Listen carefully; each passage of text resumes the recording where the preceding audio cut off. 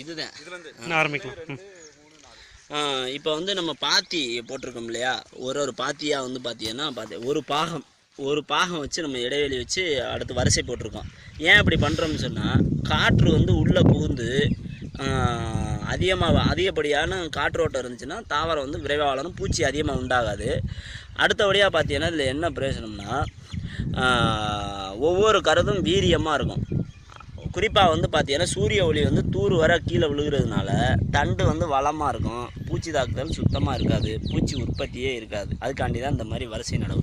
ஒவ்வொரு வரிசையாக போட்டு பண்ணியிருக்கலாம், ஆனால் என்னென்னா வந்து அந்த நேரத்தில் பண்ண முடியாத சூழல் ஆகிப்போச்சு. இப்போ வந்து பார்த்திங்கன்னா இந்த பயிர் வந்து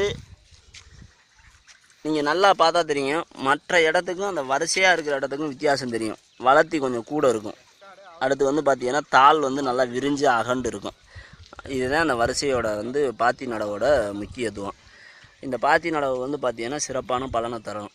அடுத்தபடியாக வரிசை நடவு, இது ரெண்டும் வந்து பார்த்திங்கன்னா கூட்டு பயிர் வைக்கிறதுங்கிறது வந்து மகசூல் குறைச்சி தான் இருக்கும்.